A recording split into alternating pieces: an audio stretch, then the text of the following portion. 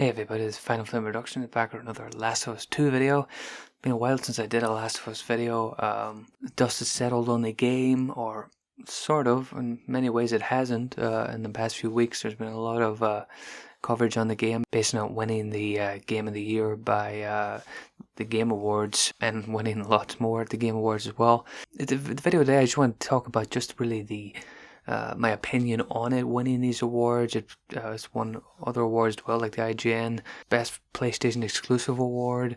So the reaction to that, I'll get back to that in a second. I just want to talk about Neildruckmann. I usually don't get too into specific people, but I think it's worth noting that before the Game Awards, I don't know how long before the actual award was given and the confirmation was made on the night, the votes were being cast by fans. There's a fan vote, which is a small portion of the end tally of votes, and then there's the games journalists who I believe take up a much larger percentage of the votes, and they put these two together and they get their winners from that. So this is the Game Awards I'm referring to. But Neildruckmann, when this whole thing was going on and when the fans were voting, I think The Last of Us 2 was winning by a couple of percent at one point. And Neildruckmann tweeted, he says, The Last of Us fans, activate as a bonus for every vote you cast for The Last of Us 2. A hater loses their caps lock. So he's, okay, in isolation, he's just making a little joke. But this guy has been doing this a lot since the game was released. You know, a lot of stupid meme videos. They're doing those. He's getting animators to put Last of Us 2 characters into kind of meme gifs, and it's pretty embarrassing in my opinion. You know, I don't know the guy. I'm not going to make any personal or kind of ignorant remarks about him, but just to say I think his reaction to the criticism he got has not been very mature. I mean, it has to be said there's been the criticism and the hate put towards some of the voice actors, probably himself and other people, has been terrible by a certain amount of people. But his reaction, his manner of explaining things has not been very good. It's been rather embarrassing in certain parts, and this tweet, which he deleted afterwards because I'm not really sure. I think they did say that the fan vote did swing against The Last of Us 2 after this vote, but of course they still won the award because the game's journalists obviously were much more invested in the game than the fan vote suggested that the fans were. So the game did win the award for Game of the Year. It won lots of other things, like the actress, I think it's Laura Bailey, it's something Bailey, who played Abby. She won Best Voice Actor, I believe, which, you know, I thought the Abby character was terrible, but the voice acting was, you know, you couldn't criticize that, so I've nothing much to say on that. But the game also won Best Narrative Game of the Year.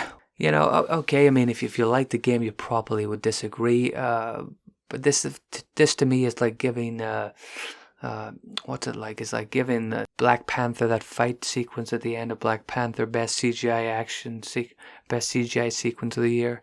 It's just so kind of on the nose, sort of pretty laughable in my opinion, to give The Last of Us 2 the best narrative. You want to give it the best audio, you want to give it the best graphics, you want to give it game design. There's a lot of things The Last of Us 2 should win from a technical aspect.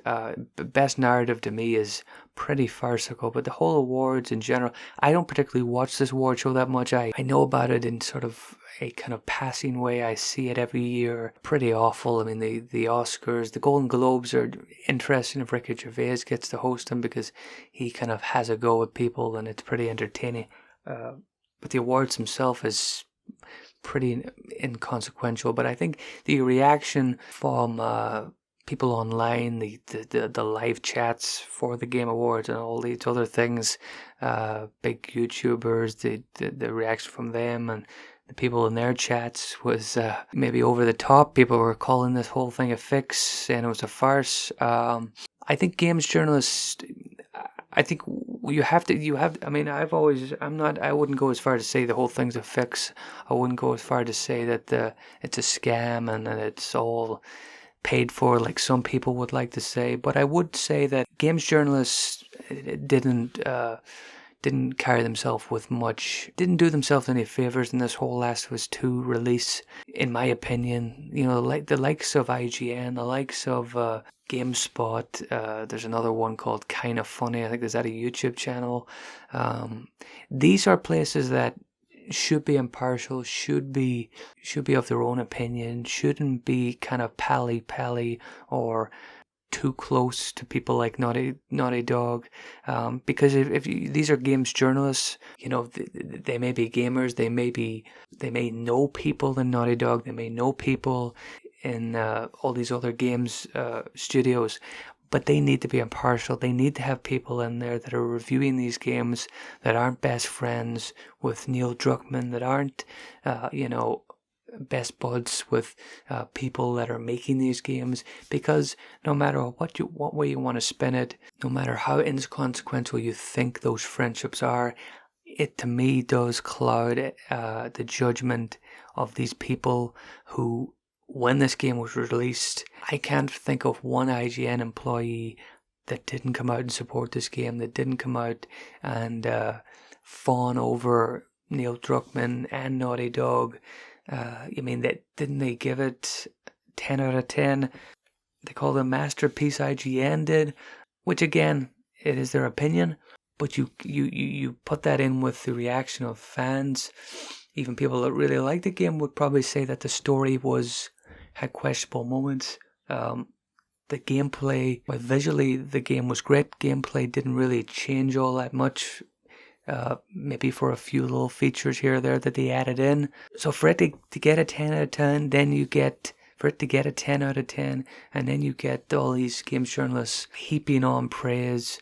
IGN, of course, were a part of the games journalists voting in the Game Awards. So it's not that hard to see how it would get Game of the Year. And to me, what can you do? I just my reaction to it wasn't as strong as other people, but I did turn my eyes up and sort of think, can you really trust these people? I wouldn't. The way these people carry themselves on Twitter, GameSpot, I mean, the Kinda Funny Greg Miller, he seems to be very pally with these guys, which again isn't a crime in itself. Mark Kermode, a English movie critic, says you shouldn't visit, he said movie critics shouldn't visit sets or get pally with directors. He says that you've got to be impartial, you've got to have a clear, non-biased opinion on things that you're critiquing. And I would question that a lot of these sites, that they have that. I don't think they do. You know, you have the crunch culture, which seems to have kind of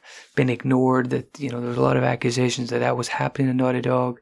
And to give that studio so much praise, you want to give it certain things, yeah, to praise it to the hilt and have no reference to all the things that they may have done wrong, whether it be in the game itself or how that game was made, is very questionable and very kind of not good in my opinion. But what can you do? This is just my opinion. Wanted to get it out there.